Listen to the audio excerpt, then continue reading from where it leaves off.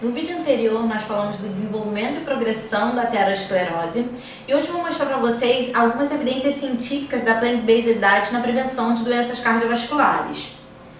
Bom, trazendo para você a relação da aterogênese e da prevenção dela através da plant-based diet, por que a gente tem como funciona, né, esse mecanismo?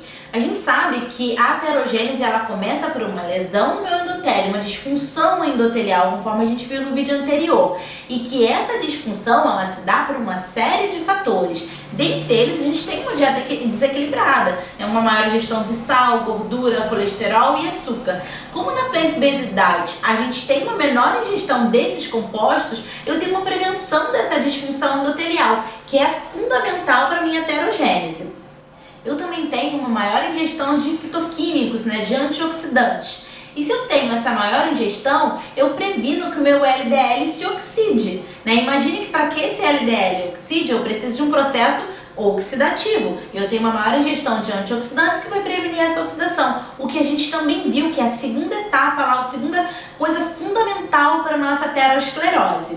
Eu também tenho uma menor produção de TMAO, que a gente viu lá na relação com a microbiota intestinal também no nosso vídeo 1. Se eu tenho uma menor produção de TMAO, eu tenho uma menor ativação de macrófagos.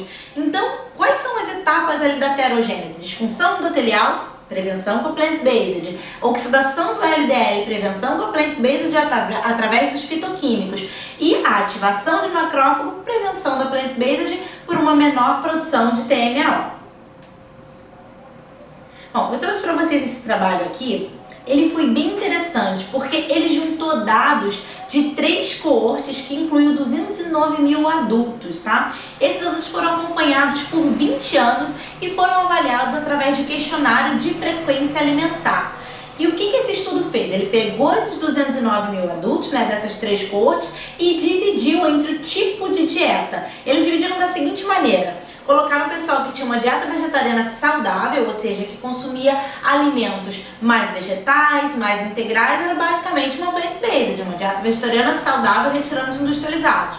Dividiu o pessoal que tinha uma dieta onívora saudável, ou seja, numa dieta onívora que não tinha um elevado consumo de gorduras saturadas e que priorizava também o consumo de vegetais e alimentos integrais. E separou o pessoal que consumia uma dieta vegetariana insalubre, ou seja, não era uma plant-based, era uma dieta mais rica em açúcar, fritura e alimentos refinados. E o interessante do resultado desse trabalho foi o seguinte: eles encontraram, é claro, que a dieta vegetariana saudável, ela teve o mais baixo risco de doença cardiovascular, ou seja, era a dieta mais protetora. E aí, quando a gente comparou a dieta onívora saudável com uma dieta vegetariana insalubre, cheia de alimentos industrializados, a dieta onívora ela já se mostrou mais protetora do que uma dieta vegetariana insalubre. O que isso quer dizer para mim? Que não basta um indivíduo ser vegetariano para ter prevenção de doença cardiovascular. Ele precisa que essa dieta vegetariana ela seja saudável, evitar o consumo de industrializados, de frituras, de açúcares, priorizar os alimentos integrais, e naturais. Esse outro trabalho aqui, ele é muito interessante porque foi uma meta-análise que incluiu 29 ensaios clínicos. E a gente sabe que meta-análise é o topo da pirâmide de evidência científica, o nosso nível A.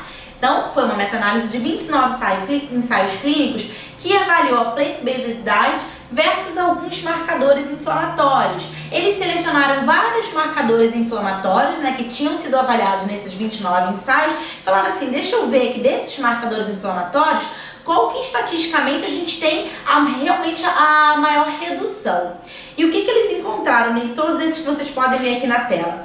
Que tinha maior redução da PCR, forte marcador inflamatório, da interleucina 6, também marcador inflamatório, e do SICAM. O que é esse SICAM? Ele mostra para mim, ele é para mim um forte marcador de lesão endotelial, porque ele se eleva quando eu tenho, lembra lá do nosso vídeo 2 de aterogênese, a expressão de moléculas de adesão endotelial. Então, uma molécula de adesão endotelial, basicamente o ICAM1, secreta esse SICAM. Daí esse SICAM eu consigo dosar. O ICAM eu não consigo porque ele fica lá no meu endotélio, mas o SICAM eu consigo, porque ele vai para minha circulação. Quando o SICAM está elevado, isso quer dizer que eu estou com o ICAM elevado no meu endotélio vascular. Se Se eu tô com o ICAM elevado no meu endotélio vascular é porque eu tenho uma disfunção endotelial. Então o ICAM é um marcador que eu consigo dosar e que reflete essa disfunção endotelial. Então, quando eles pegaram esses marcadores, né, e avaliaram nesses trabalhos, nesse trabalho que é a topo de evidência, eles encontraram que a gente tem redução de 2 marcadores de inflamatórios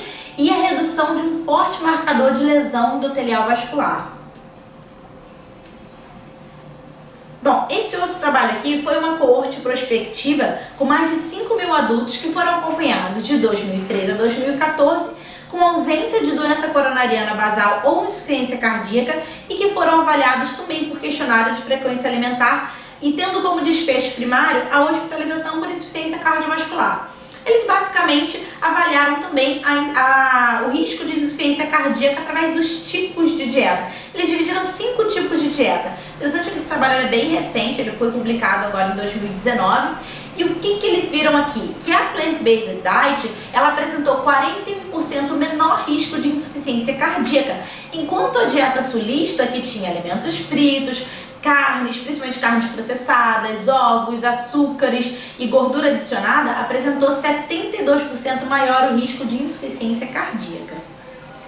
Esse outro trabalho aqui, ele também é topo de evidência científica, tá? É uma meta-análise com um número bem grande de trabalhos. Ele incluiu 112 ensaios clínicos, tá? Esses ensaios foram controlados e eles incluíram os ensaios que tinham duração entre 3 semanas a 4 anos. E outro critério para que eles puxassem esses ensaios para a meta-análise é que tivesse redução da ingestão de proteína animal de no mínimo 30 gramas.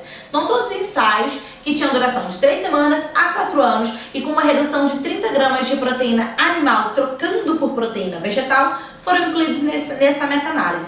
E olha só que interessante que eles encontraram aqui. A gente teve uma redução estatisticamente significativa do LDL colesterol, do colesterol não HDL e da apolipoproteína B.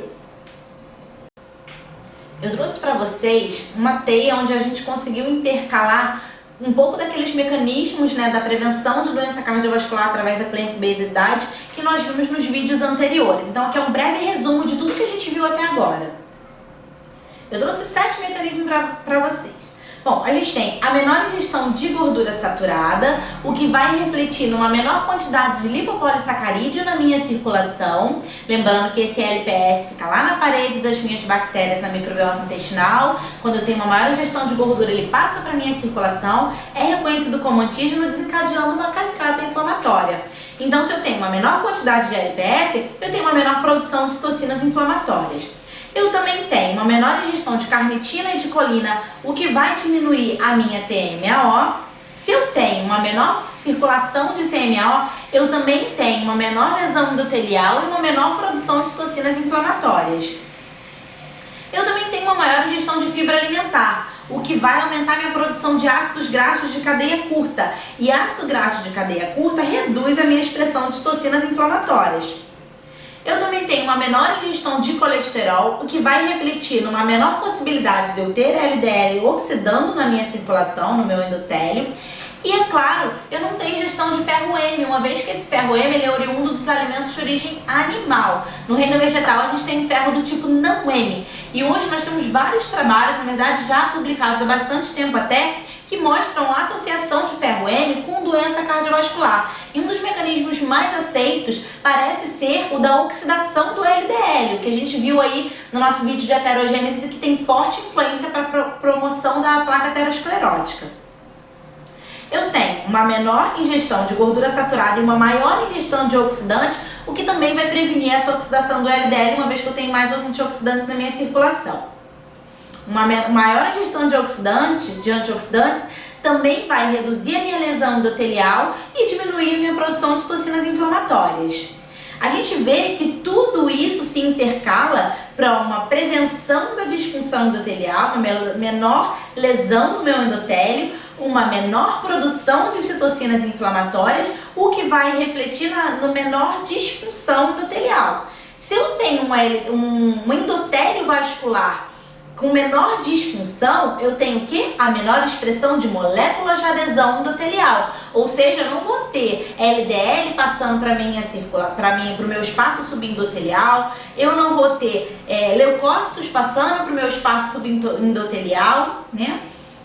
E se eu tenho também esse endotélio vascular plenamente funcionante, eu não tenho uma disfunção endotelial, eu tenho uma boa produção de óxido nítrico. E a gente já viu também nas aulas que o óxido nítrico é fundamental para o relaxamento, né, e constricção do meu endotélio, uma elasticidade do meu endotélio vascular. Se eu tenho um endotélio vascular com boa elasticidade, eu tenho baixa expressão de moléculas de adesão endotelial, eu não tenho disfunção endotelial, baixa produção de citocinas inflamatórias através de todas essas influências em conjunto, eu resulto na menor incidência de doença cardiovascular. Então a gente vê aqui que, na verdade, a plant-based diet ela vai atuar na prevenção de doença cardiovascular por uma série de fatores. Quais as conclusões que a gente pode chegar disso? Que para o aumento do risco e da prevenção de doença cardiovascular, a escolha do alimento ela poderá pesar tanto quanto ou até mais que o tipo de dieta, que foi aquele trabalho que a gente viu. Não basta ser uma dieta vegetariana, precisa ser uma dieta vegetariana saudável. E dietas plant-based, sejam elas normodistribuídas, hipolipídicas ou até mesmo as dietas hiperglicídicas 100% vegetarianas, elas são capazes de promover melhorias à saúde, pois são baseadas em alimentos saudáveis e que excluem os alimentos inflamatórios. Elas também são mais ricas em fibra alimentar, fitoquímico, o que vai promover alterações positivas na minha microbiota intestinal, redução de marcadores inflamatórios, e isso resulta na proteção contra a doença cardiovascular. E as dietas plant-based atuam na prevenção de diabetes, obesidade, síndrome metabólica, dislipidemias e doença cardiovascular. É isso, pessoal. Espero que vocês tenham gostado dessa sequência de vídeos dessa aula, de plant-based diet na prevenção de doenças cardiovasculares. Aguardo vocês no próximo conteúdo. Até lá!